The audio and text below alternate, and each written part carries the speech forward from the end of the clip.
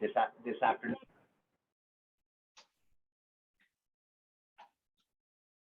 Oh, so Jim, actually, is it okay to record you, or do you prefer not to be recorded? It's fine to record.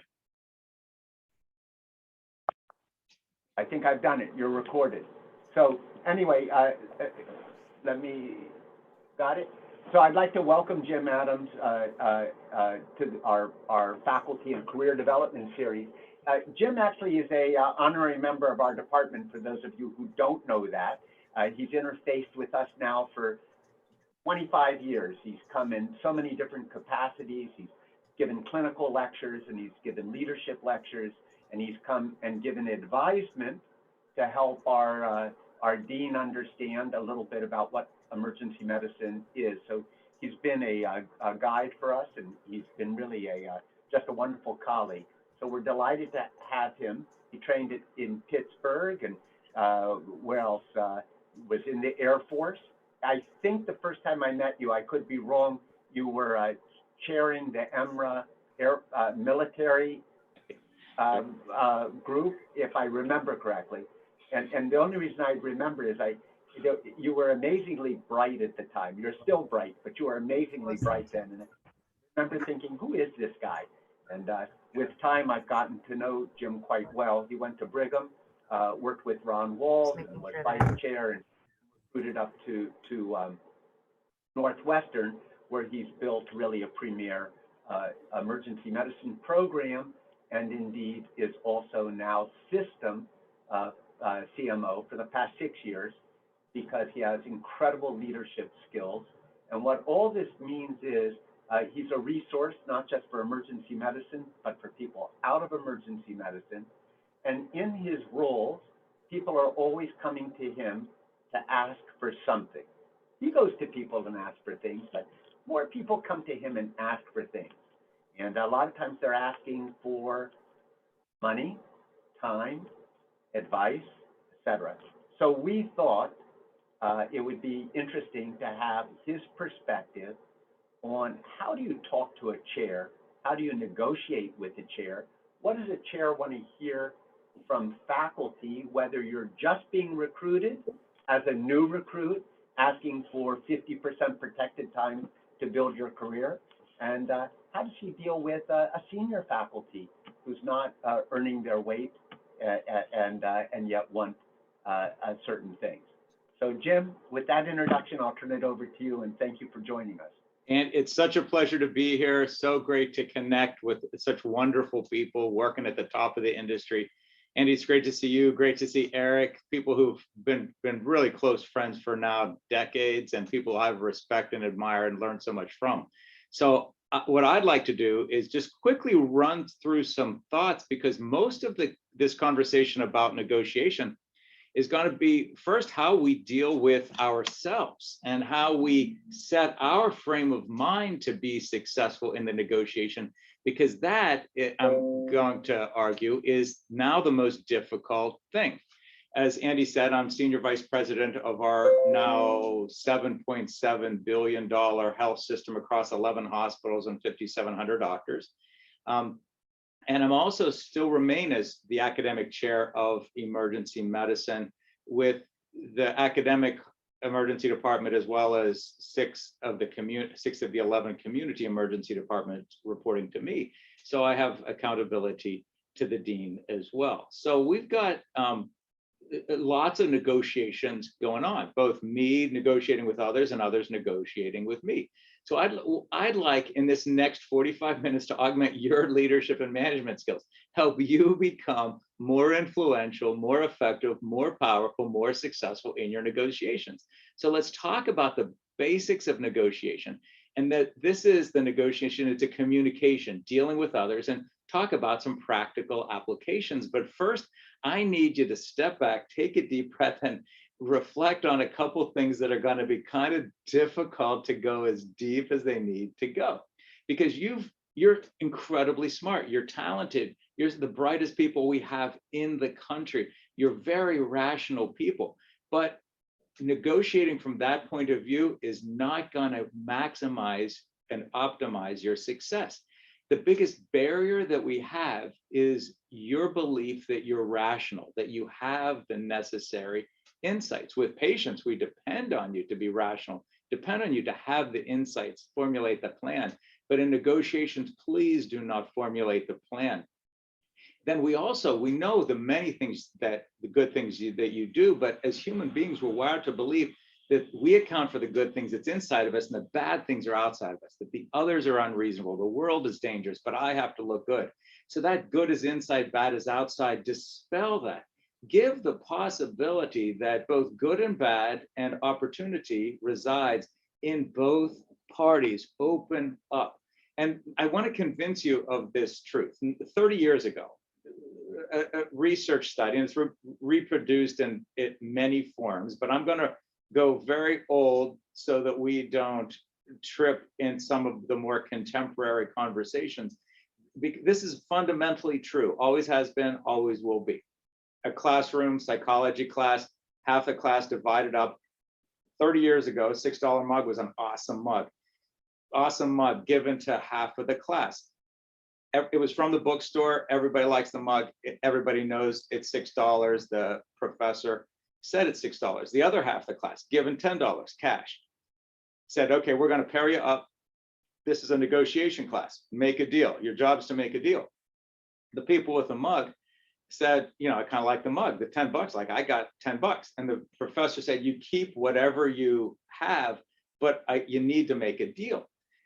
So the people with the $10 said, I'll buy the mug for $6. $6, but that leaves you with $4. I'm not selling the mug for $6.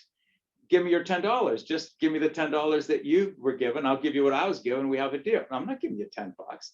And the sellers demanded more than $8 per mug, even though everybody knew it was a $6 mug. No sales occurred. Now, if you think about it, at $8, one could have a mug and $2. The other could have $8, buy a mug and $2, and it would be even. Could not get to an even negotiation. Everybody valued what they had more than the other, and they couldn't make deals. And so we think more highly of our skills, our contributions, what we possess. This is well known. And so you are subject, I am subject to an endowment effect, but this endowment effect, this belief the good thing is inside of me and I overvalue it, makes deals hard and makes wins hard to accept, and even potentially turns wins into losses. So the first myth is that we're rational. Yes, you're rational academically. In negotiations, you're never rational. You have the endowment effect. We're egocentric. We're emotional. It's not a judgment. It's just a fact of how human beings are wired. So let's accept that we're simply not rational. And the first rule today, I want you to go and tell yourself, I don't want to turn my wins into losses. I don't want to turn my wins into losses. You will see wins in your relationship, wins that you have a good and supportive chair, wins that you have a good department, wins that you are part of a world-class institution doing wonderful things for patients, things that very few institutions in the world can do. Don't turn that win that you're part of a wonderful organization with fabulous and supportive people into a loss by seeing the negative, by complaining, by whining, by criticizing, by feeling that you're owed more. Are you owed more? I'm sure that you're owed more. But this endowment effect will cause us to turn the win, your presence in a world-leading organization with fabulous and supportive people doing great things for patients, you'll turn that win into a loss, into something unhappy, into something negative, into something unfortunate. No chair is going to reward bad behavior. No chair, no CEO is going to put money into people complaining. Nobody is going to do that. You will never complain your way to greatness. You'll never whine your way to happiness. If you deserve to complain and whine, I'm sure that you do. But over and over, people trained in negotiation cannot learn this lesson. A long time ago, the World Trade Organization met, big meeting of the world in Seattle, Washington. Everybody at that time wanted to lower trade barriers. Lowering trade barriers meant economic success for everybody. They couldn't even agree on an agenda. The meeting was an absolute failure, no progress made, turning a potential win where the economies of the world could all rise, turn it into a loss. And so don't do that. But we see this over and over, emergency medicine, human beings, we all do this. Why do these Democratic groups keep losing their contract? We complain about it relentlessly. Why? Is it because the doctors are poorly trained? No, the doctors are good. The medical staff likes it. The patients like the care. The president of the hospital thinks the care is fine.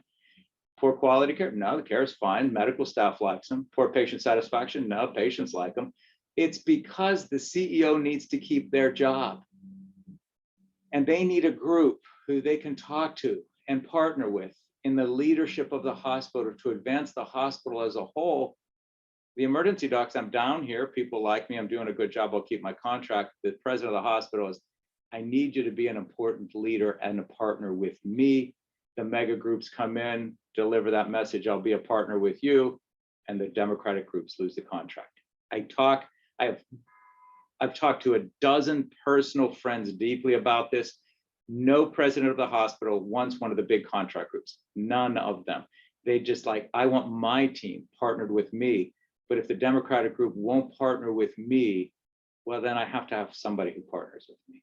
It's every single person. I've talked to presidents in California, in Texas, in New Jersey, in Indiana, in Illinois. They all say the same thing.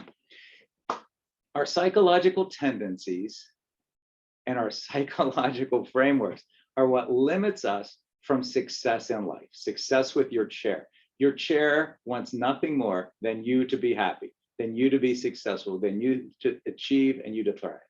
What if I said you could have $5,000 right now, take it and leave, or we could put it at risk, do a lottery game and you could win 10,000. You take the money and keep it, or do you play the game? Now, emergency physicians may be a little more likely to play the game, but in general, people don't play the game. Most people really just $5,000. I am not going to put that at risk. We're risk averse when we can achieve gains. The easy come, easy go, but 5,000 cash in hand, we're not going to give that up easily. We're risk averse when it comes to gains. But what if the opposite was true? What if you had a definite loss, $5,000 for a mandatory expense? Would you be willing to play a game if that expense could go away, 50-50, or if you lost, it would double? You know what? It's a tough call, but a lot more people, given the unpleasant situation, are risk seeking for losses. They would take the chance and be willing to make that negative go away. And so when you're under pressure in the emergency department, feeling stressed, feeling under difficult circumstance, we become risk seeking for losses. But in good circumstances, we will not take a little bit of a chance and risk seek for gains. It's just how human beings are wired. We'll adopt more risky loss behaviors when confronted with the negative circumstance. And doctors do this all the time. When put under pressure, we will start to complain, start to behave poorly, which will accelerate the loss. And so we have to put a check, this paradox in life and work, investing and gambling, where when under an unpleasant stress, we will undertake behaviors that are counter to our best interest. Again, the complaining, the whining, but even worse situations. 1998, the NBA owners initiated a 202-day lockout. The 98 season was washed out. It cost the owners $1 billion. It cost $500 million in lost salaries for players. Everybody lost. Risk seeking for losses because of the conflict, the tension, the fight, the desire to be right, the desire to dominate. A stressful circumstance, nobody's going to give. Everybody lost. Risk seeking for losses. So hey, Jim, sorry to interrupt you. I don't know if you are supposed to be screen sharing, but we cannot see your screen right now if you are. Oh, okay. Thank you for that. Let me back up. I will share my screen. There's not much on the screen except what I'm saying, but I will try. You tell me you'd rather look at a screen than a Jim? I mean, he's got a good face too. Screen is far better. Let me keep talking until I figure out, do I have control for the screen share? You should have control. Yeah, let me find this. There. Okay. Oh, I like looking at you more. Is that my sharing now? Yeah, you're sharing. Okay. And so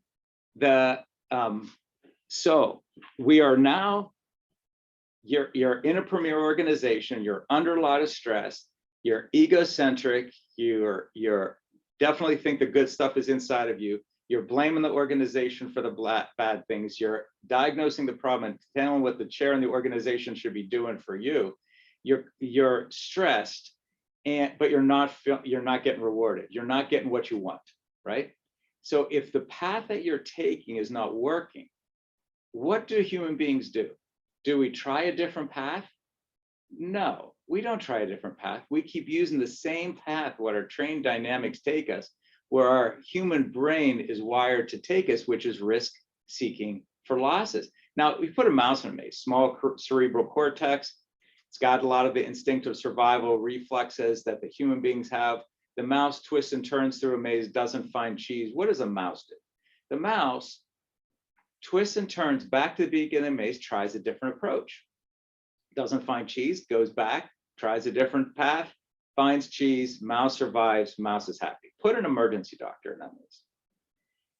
Emergency doctor, I trained for 12 years, I work so hard, I'm doing such good things for patients, I'm so skilled, I'm walking down this maze. Who the heck built this maze so crooked? It's a terrible maze.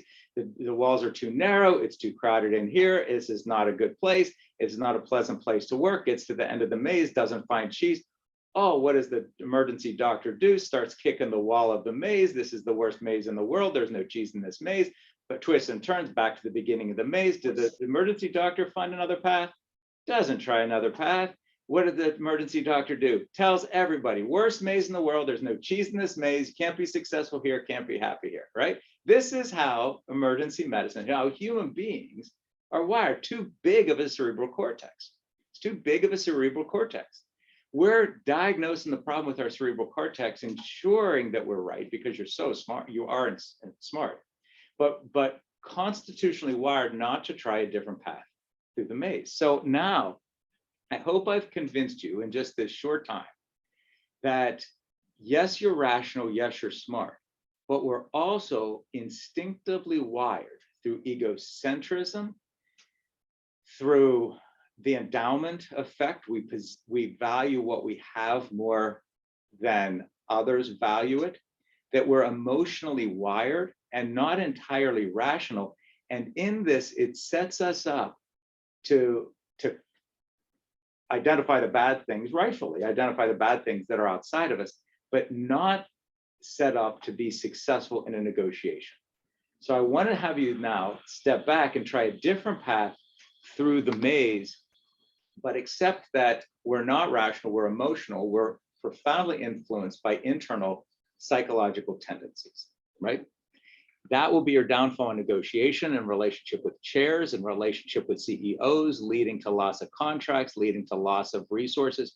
Nobody's gonna, no matter how good you do and how smart you are and how well you serve for the patients, nobody's going to give things to people who are in a negative space. So the good managers, the good negotiators are not born. That's a myth. The truth is we all have to be self-aware, be aware what's going on emotionally and psychologically in us, and then through insight, use language to positive effect, reframe our cerebral cortex, try a different path through the maze. Now, let's just call it out. The emergency department, what you've been through the past 2 years, what emergency medicine was prior to the pandemic, what emergency medicine is now and is going to be again, is a pressure cooker filled with aggravations, filled with crowding, filled with stresses. We concentrate all of society's problems in the emergency department. We concentrate all of the US healthcare system's greatest challenges in the emergency department. It is a stressful place. We then, though, start to cast blame that it's so stressful rather than working in partnership with those who can influence our reality. Our frame of mind is going to set us up for success or failure. How we language and communicate this, one of partnership, one of a shared vision, or one of blame and criticism, is going to determine our success. And I'm going to try to pivot to one of alignment, shared vision, in order to get the success. However, this is not easy to do. We every day feel like it's coming at us. The patients coming at us, the administrators not supporting us, sometimes physically patients and family physically coming at us. And what happens when we're compressed, when we're stressed, when somebody comes at you? The amygdala fires, fight or flight response activates. And remember, we're risk seeking for loss. You know, stepping out of that conflict is not how we're wired. Maybe we want to run far away from it and avoid it. Maybe we want to confront it and fight it. Some negotiation in the middle. You are not naturally wired for that.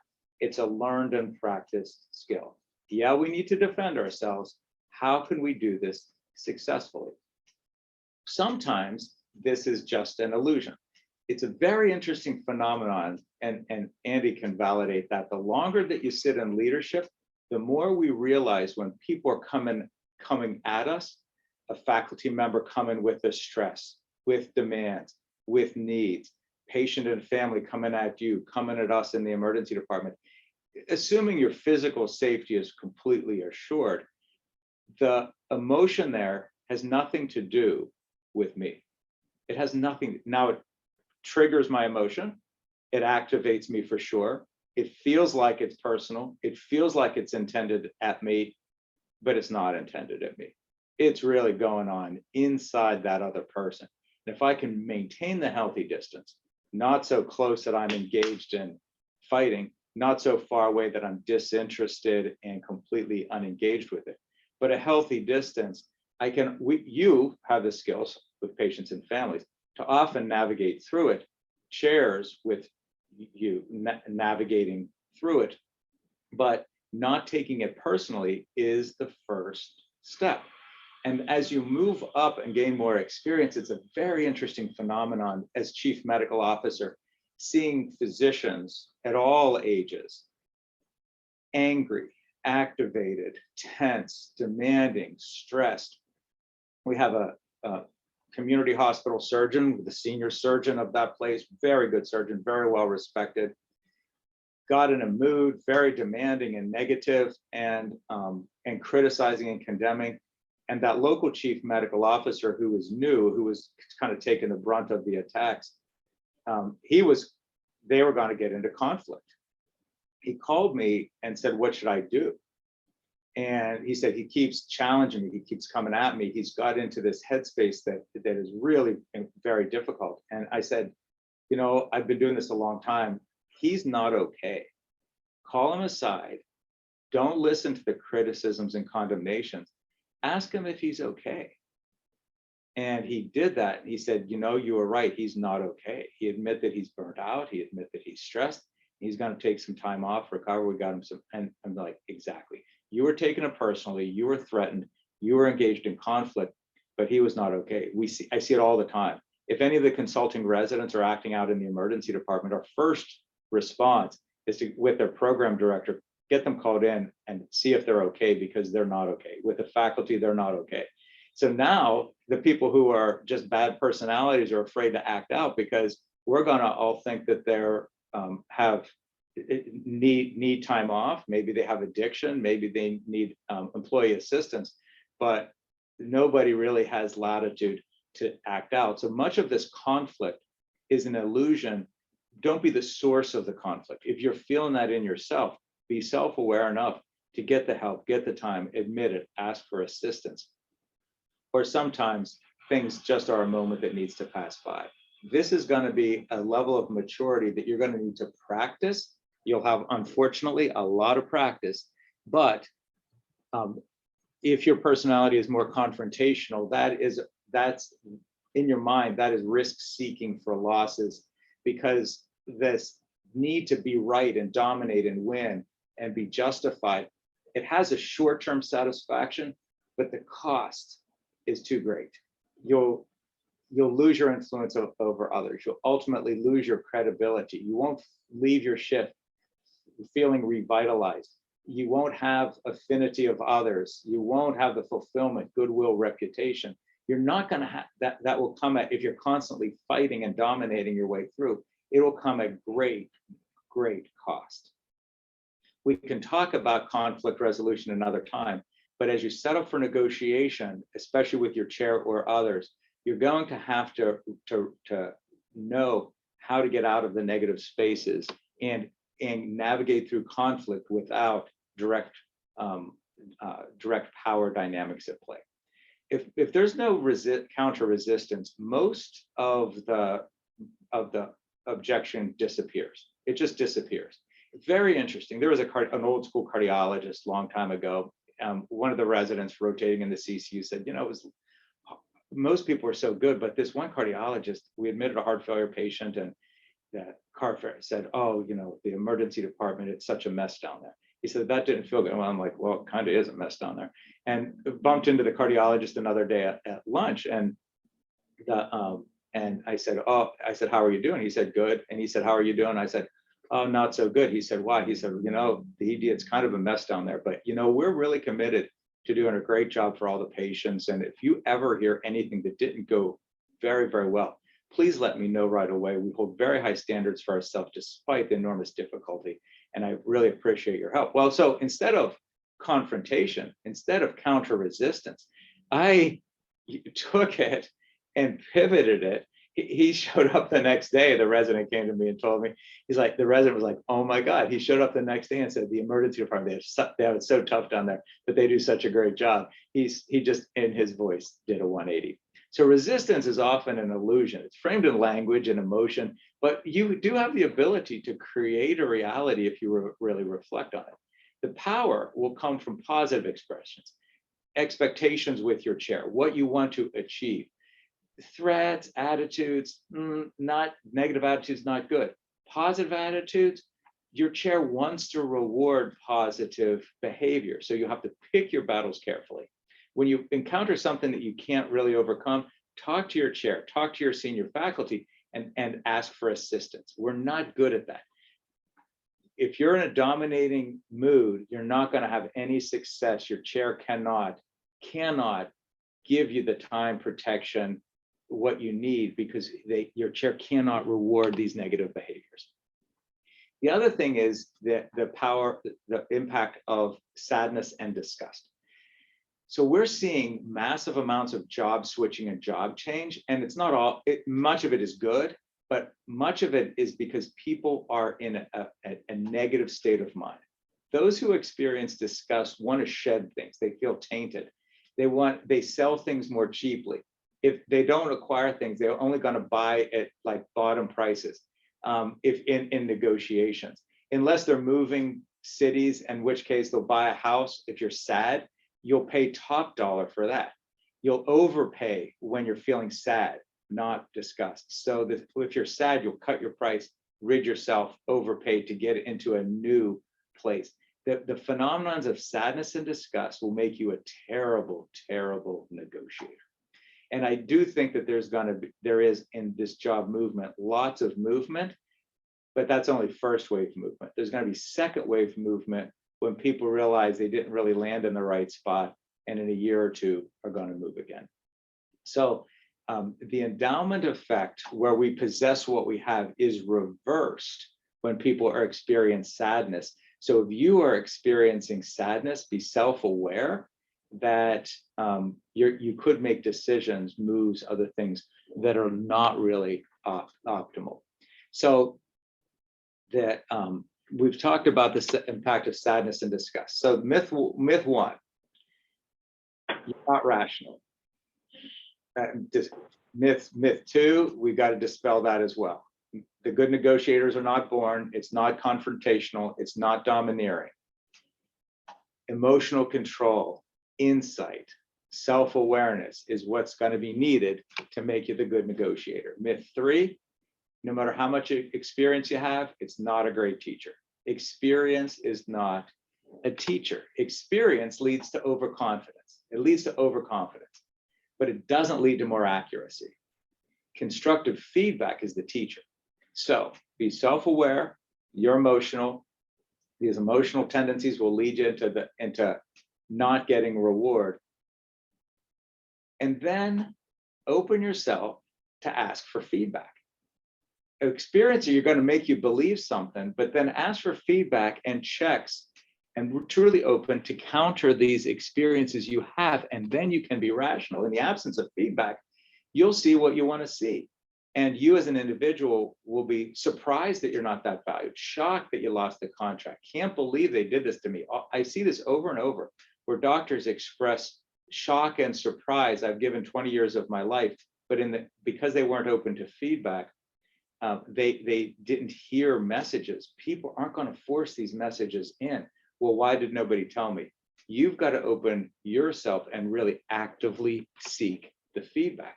Otherwise, our experiences are only going to be flattering to ourselves. We remember the successes the more than failures. It impedes learning, this egocentrism. It's natural. It's not a judgment. It's not a criticism. We are egocentric.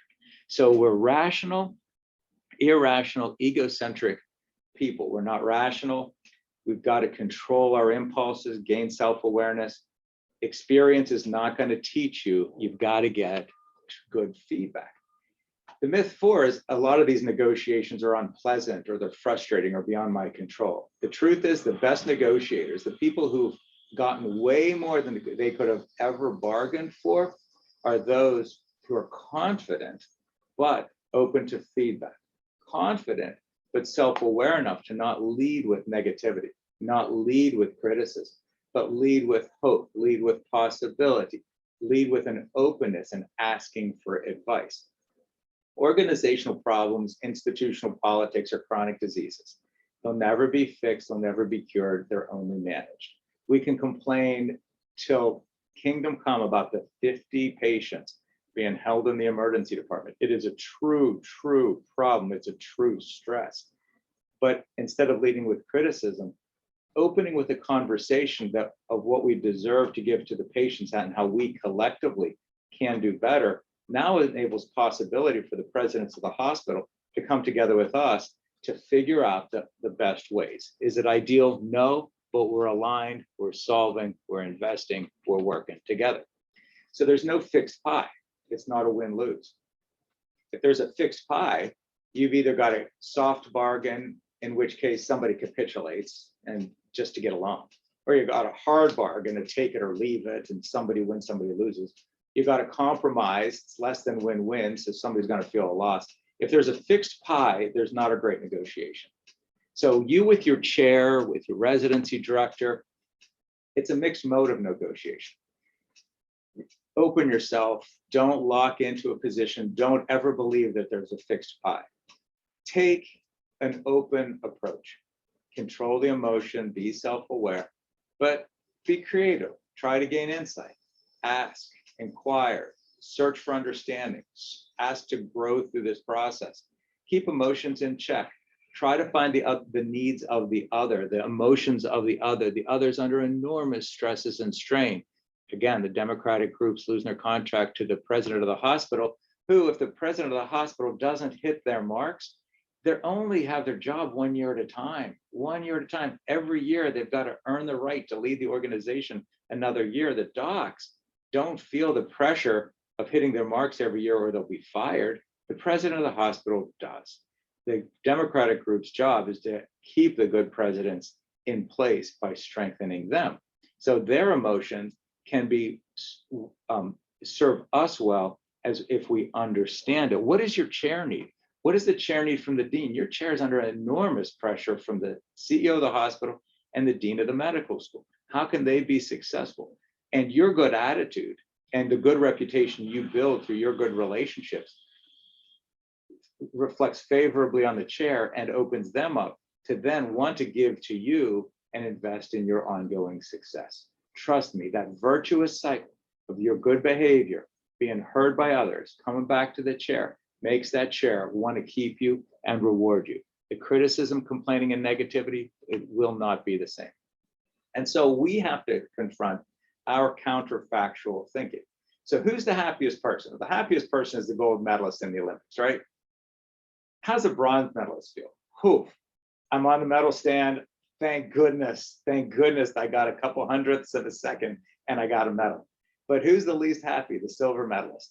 It's like, I could have had a gold medal, except that. And so this counterfactual thinking that they are a champion, one of the best in the world, instead of pure joy, it's tainted because they could have been a gold medalist. It's a very interesting phenomenon that's well understood. So we're not rational. I hope I've convinced you of this. We love you to death. We know you're smart. We know you're brilliant. We know you're the top of the heap, but you're not rational.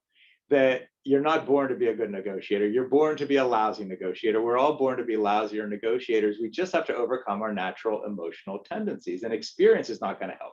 Feedback will help, but we have to avoid the egocentrism and control our language and stay positive, not use force or power, but really productive conversations. Frame it as something positive. And it's not natural. We're wired to survive, to see the problems. Our mind is pulled toward the problems. The CEO comes up and says, why isn't patient satisfaction higher in the ED? That's a threat. It inspires all kinds of negative emotions. When your spouse or your person you love says, why don't you spend more time with me? You're feeling criticized, you're feeling threatened. The response to both of these isn't the self-justification, self-defense that's natural. Why isn't patient satisfaction higher in the ED? We've got lots of challenges down there. We've got good plans, but that's a complicated thing. I would be very happy to sit down with you and others, dig into the reasons of patient satisfaction, get some plans to address it. But boy, it's a big lift. CEO's like, okay, they're fully committed to it. They got a good grip. Do I really want to go here? Why don't you spend more time with me? You know what? The most important thing in the world for me is to spend more time with you. I love you. Not why you criticize me not getting in a fight, right? This is that the responses are going to go negative. Stop, check yourself, take a different path through the maze. So find the possibilities. Start from now. Don't ask, why is it like this? Why is it not like that? Ask, what can we do from here today to make things better? Get rid of old stories and set plans. And now all of a sudden you're negotiating with the chair as you're asking, how should we think about it? What's our possibilities from here?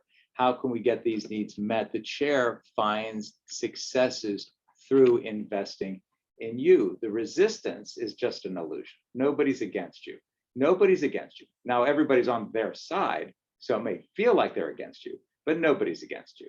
And language has to be used to bring people together, not increase the space. Authentically listen to the other. When people are really in a troubled place and troubled language and comes with negativity, don't internalize it. It's not about you. It's really they're struggling. And so try to turn the bad things through genuine insight and through language and emotion into something positive, and you will get rewarded. So the private conversation in your head, which always skews negative and is always going, now needs to be checked and get feedback, talk to others who will reframe in a positive direction. Build the life and the career you want. The language that you use will create allies, will create bridges, will give you a positive reputation. Your chair will want to invest in you. The institution will want to invest in you. This is very difficult to achieve. And the truth is that you will become a highly effective leader, happier yourself, you will inspire others. And now all of a sudden you've set yourself up on a path to gain feedback from the chair about how to acquire the time, the resources, the positioning that's going to create success for you, happiness for you, but happiness for the whole organization. So you have to practice today identifying the places where you're not rational and insightful, the places where we realize, yeah, good things are inside of us, but yeah, the outside, I know it feels bad, but it's just reality. That others, yeah, they seem unreasonable, but let me just check that emotion. the world's dangerous and dark and negative. Yeah, but people really are on my side. There is a friend of mine who is in theater, has 16 Tony Awards, and the odds were always against him. And they asked how he succeeded. He said, I was told no by everybody, no by the actors, no by the investors, no by the theaters, no, no, no, no, no, no, no. He said, I always believed that everybody was on my side. They just didn't know it yet. Everybody was on my side. They just didn't know it yet. And so with that attitude, people eventually came around, believed in him, and he ended up winning Tony Award after Tony Award for all kinds of Broadway productions. The emotional instincts that take you negative won't give you what you need. Create the language, remove the conflicts and barriers, find your allies, find your alliances. People will find it irresistible but to invest more in you than you could have ever asked for. You've got the brains, you've got the talent. Pivot your emotion. The world needs you. Remove the negativity. This quote, it's a challenging quote. There is no virtue, there is no vice, there's just the things that people do. It's fascinating quote, fascinating. Believe it or not, there's just the things that people do. Find your allies, find your alliances. So thank you for this moment to spend time with you. And I believe we have some time for conversation. If you're willing to engage. We have time for conversation. That was great. Thank you so much. And, you know, people can unmute yourself and we can have conversation. It's a good chance to ask those questions that you maybe haven't wanted to ask internally within our system. You can ask someone external, far away in Chicago, can't come back and bite you. You know, I am interested, I wish I had heard this talk before I became chair, because I think back on so many of the conflicts I got myself into, I probably could have avoided, but wasn't perhaps insightful enough to avoid the quicksand that I stepped in too often. You know, what kind of conflict do you find yourself in your annual review with faculty? They come to you, it's you review the performance for the last year. Are there patterns of conflict that you've identified? Yeah. So, and this conflict that I'm going to describe is a super subtle one, and it's the most difficult and insidious. So good faculty, talented, achieving faculty, want more, deserve more, want a higher position, want to grow more, want some resource or something. And you know, you've visited Northwestern. I'm like, everything is resource. There's a lot of money here, but it's not in my pocket, and everything's resource, you know, bounded. And so the egocentrism, but I'm doing such good work, but failing to see the larger picture and perspective, and this inability to truly open themselves up. It's good work, but it's not great work.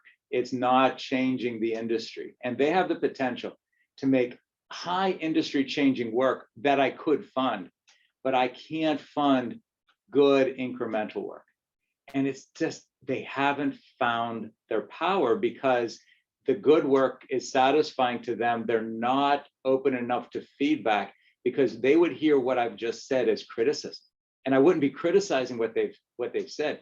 And then what I would say, they can't see it. And I'm like, I can help you see this. I can, but they won't, they don't want to be guided on the journey. And what happens is, the longer that it's been 2013 till now that I'm the chief medical officer, the further I get into this leadership thing, the more I shut up. And the more I ask everybody else, tell me how I should think about this. And it's the CEO, the CFO, the head of HR, the chief nurse officers, the vice presidents down in, directors down in. There's an issue, and I have a very well-formed opinion, and I know it's going to be a good answer.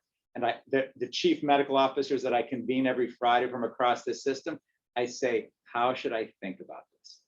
And the answer, it always improves my answer. It always makes me better. And then I tell them, you just made me better.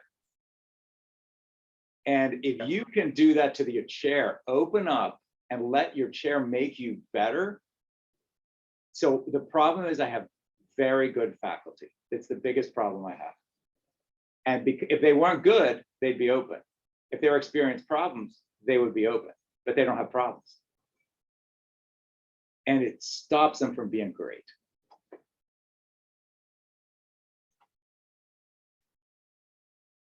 Well, that should give people something to think about. Yeah, there is another level out there, folks, and you have the, trust me, you have the talent. You have the talent. And you know, we're at a point in our career where we need you to lift to the next level, and it's hard. But there's not a senior executive, if you went and say, how should I think about this? With sincerity and humility, and sincerity, that they wouldn't move you along.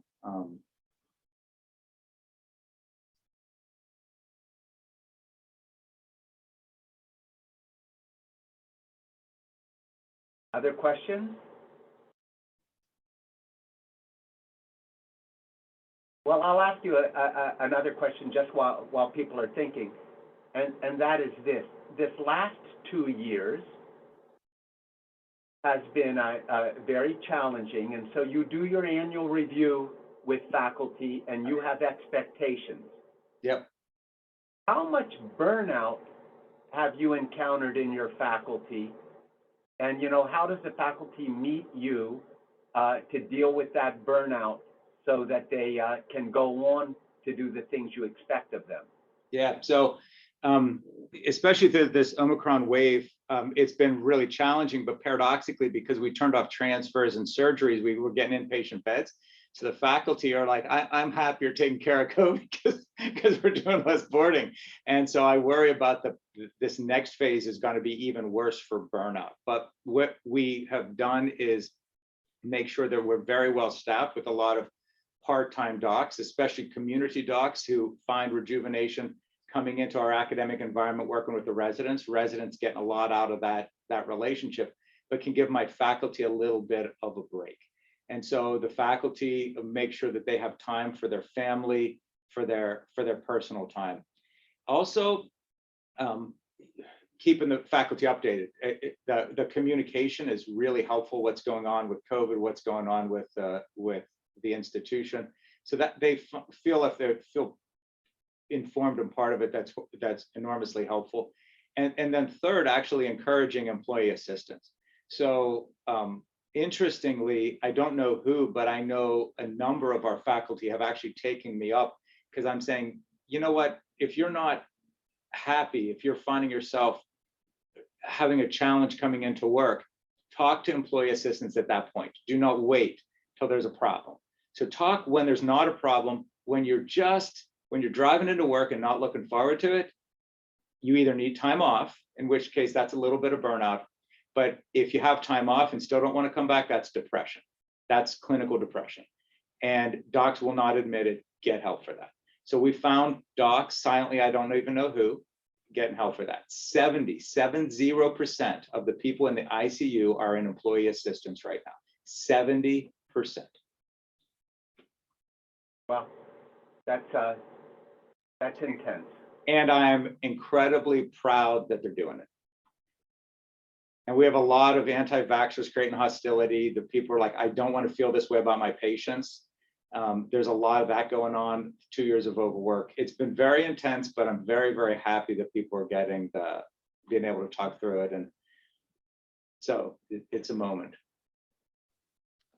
There is a comment in the chat if you want to read that. Yeah, let me pull up the chat here.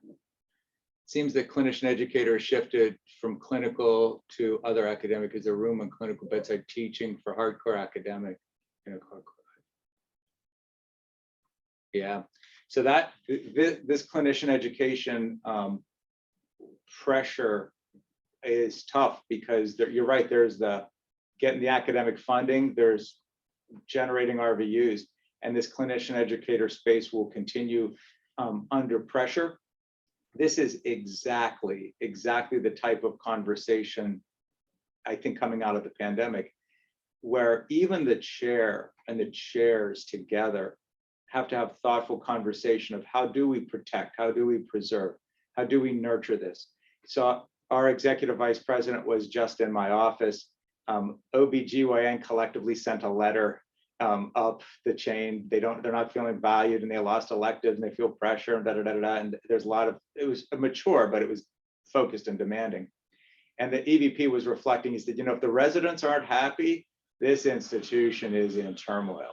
So there is very good executive recognition of the importance of residents thriving, and by extension, the clinician educator role. That won't come from demanding, and it will come, I think, from reflective conversation of how we budget for it, how we put it into the medical school and clinical operational budget, and how we value it. So I think raising this question, again, in a positive way, what the residents positively contribute, what they positively do for the culture, what they positively allow us to be, Mount Sinai, Northwestern, really equips the chairs then to have mature conversations with the chief financial officer saying, you're not getting this margin without the academics. And but that it can be a very positive conversation, and only then have I found success in carving out and protecting clinician educator. Never to the degree, but it's pretty locked in. It's pretty locked in here because the non-MD executives have fought this very affirmative conversation. And the residents, when they present with greatest maturity, help us keep it locked in.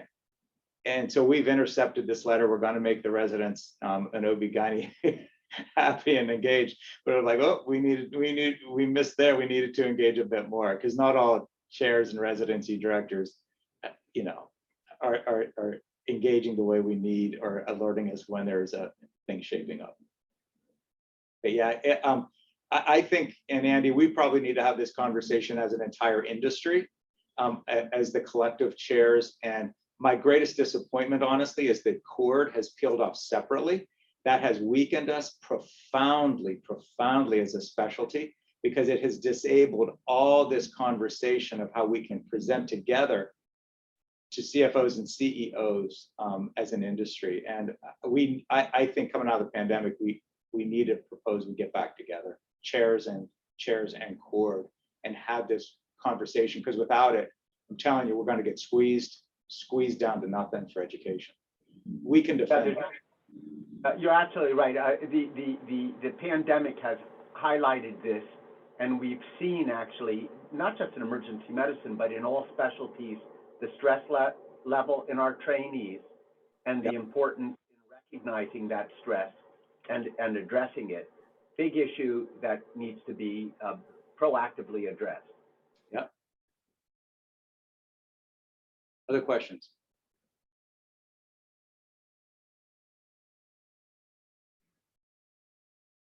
Well, this was absolutely great. One more, there is another in the chat.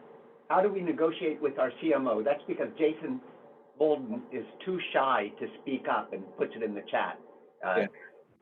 So how do we negotiate with our CMO, hospital administrators, for what our patients need in acute care when there seems to be little to no alignment with the institutional goals, which are seemingly primarily financially aligned? For instance, mental health care. I can't speak specifically to Mount Sinai. What I will tell you, though, is I have been engaged by two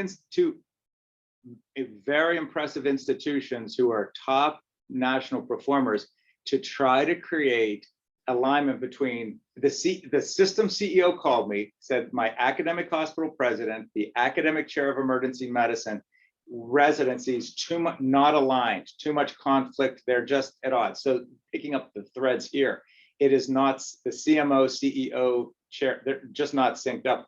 And I've been engaged to kind of get that alignment together. So what I first would do is start to voice that you have a very good position, because I know that you're admired and the work that you do is admired. but raising up a conversation, asking for advice, ask for wisdom, ask for perspective, ask for insight. Start to open a conversation and willingly receive feedback. Start to see where their head is at. You would be surprised. They want alignment every bit as much or more than you do. So, I think start on this adventure. I haven't seen an institution that has been successful where the ED was truly at odds with the organization. Can you get everything you want? No, but you can get important needs met. So I don't know where that misalignment has occurred. It occurs in many places. The thing that I can do is create alignment. I can't solve anything, but I can create alignment and figure out how much we can solve. So I can't promise that, but it is this misalignment is a common problem. It is the norm, but probably not the exception. Regarding the mental health, though, I would say I anticipate in the next years, there's going to be increased funding for mental health initiatives. And that funding stream can help support some of the services that are missing. Yeah. It's not the answer. Also will help with alignment. And the other area where we've had some success, not a lot, but engaging the hospital's community board, because the community board actually has a voice. And if the community is very concerned about mental health, and they are just another piece of trying to facilitate the alignment. The last thing I think Jim wants to meet with is his community board coming to him and the hospital president complaining about these issues. So I'll tell you, Andy, that it's brilliant. And there are definitely executives who are advocates of wellness, and find those advocates. They'll help you. There long ago, I was fighting fights like Andy and fighting, and an old senior person came to me and said, you'll never get you'll never topple the wall by punching it. He said, line up all your strong backs and slowly, steadily push. Find the strong backs that align with you, especially in wellness. Find the strong backs in pediatrics, in surgery, anywhere you can find the strong backs. Slowly advocate for wellness, mental health. That will happen. Your board will fund it. I know that there are people who are passionate about this. So find the strong backs in a positive voice, avoiding the criticism. You will find the success. Well, Jim. Hey, Jim. Good to see you as always. I'd be interested in your take. As you may have seen, there was a New England Journal of Medicine Catalyst article or a editorial from about 7 emergency medicine chairs, UCSF, Columbia, et cetera. That was extremely well written, and I recommend probably everyone reads it. But their argument was that the entire medical system is fundamentally misaligned. Right. It is. And the economics of medical care would essentially lead to, a lot of the issues that really focus on the problems in the emergency medicine world, which, to so many things come down to crowding and boarding. Yep. And it's not an emergency medicine. And to some extent, it's a hospital problem, but it's even bigger than a hospital problem. And so I'd be interested in your take on that, because in some ways it changes the focus of what we focus on in the emergency department, arguing that, medicine patients need to get discharged an hour earlier isn't really going to fix the problem. And so it may change our focus, both with setting expectations and what we can do in the emergency department and how we support the volume down there, versus just saying, you need to fix this upstairs and then things will be better, if even they can't do it. And so I think and obviously where you are now, it's clear you have I think a little closer insight to that. So this is a problem of breathtaking scope and getting worse. We're seeing a flight to quality. So the Mount Sinai's and Northwesterns of the world are getting busier, while the small general community hospitals are emptying out.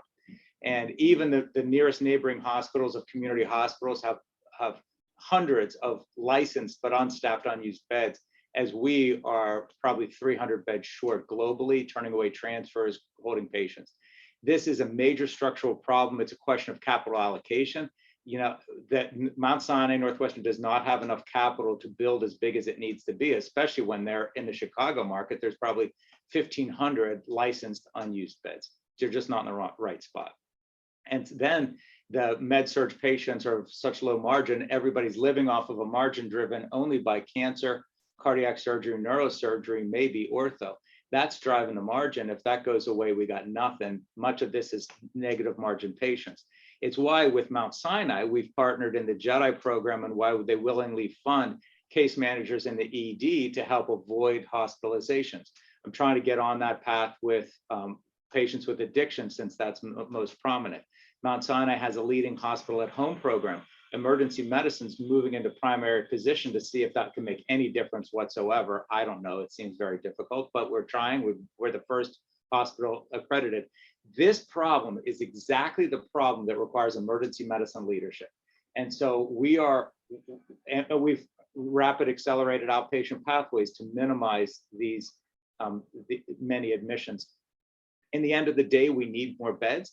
The chief medical officer of SG2, the consulting firm, is my former vice chair of emergency medicine, who is now advocating that the academic centers need to build many more flex beds to accommodate this volume. So get SG2, they're coming to present to our executive leadership group. They don't know that Marty Lucenti is my former vice chair. I think that it will come out.